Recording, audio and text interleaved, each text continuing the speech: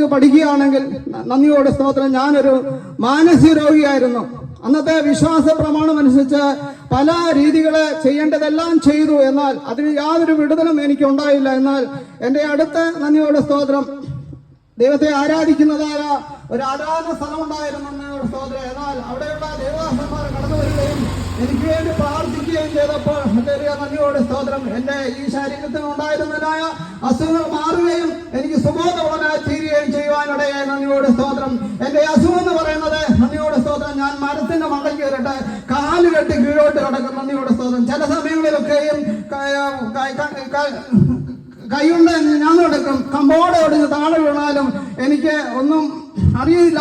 അപ്പോഴും ഇങ്ങനെ മനസ്സിൽ ചാടുകയും മറിയുകയും പല വിധത്തിലുള്ള വിഭ്രാന്തി കാണിക്കുന്ന ഒരു മനുഷ്യനായിരുന്നു നന്ദിയോടെ സ്തോത്രം. എന്നാൽ കർത്താവായ യേശുവിന്റെ സന്നിധിയിലേക്ക് കടന്നു വന്ന് അല്ലെങ്കിൽ എനിക്ക് വേണ്ടി അനേക ദൈവദാസന്മാർ പ്രാർത്ഥിക്കുകയും ഉപവസിക്കുകയും ചെയ്തതിന്റെ ഫലമായി എന്റെ ശരീരത്തിന് അതിന് വിടുതൽ പ്രാപിപ്പാൻ എനിക്കിടയായി. നന്ദിയോടെ സ്തോത്രം. ഇത് സത്യമാണ് ഞാൻ പറയുന്നത്, അല്ലാതെ പൈസ വാങ്ങിച്ചുകൊണ്ട് ഈ പ്രസ്ഥാനങ്ങളിൽ പറയുന്നത് പോലെയല്ല. ഹല്ലേലൂയ, നന്ദിയോടെ സ്തോത്രം. പലരും പറയാറുണ്ട് ഇത് പൈസ കൊടുത്ത് പറയുന്ന പ്രശ്നമാണ്. അല്ല, ഇത് പൈസ എനിക്ക് ആരും തന്നിട്ടില്ല. എന്നാൽ എനിക്ക് തന്നത് ഞാൻ മരിക്കേണ്ട സ്ഥാനത്ത് എന്റെ കർത്താവ് യേശു ക്രിസ്തു എന്റെ അസുഖങ്ങളെ മാറി എനിക്ക് ഇപ്പോൾ സുബോധവുമായി തീരുവാൻ പല ദേശങ്ങളിൽ കടന്നു വന്ന കർത്താവിനെ സാക്ഷീകരിപ്പാൻ എനിക്ക് സാധിച്ചിട്ടുണ്ട്.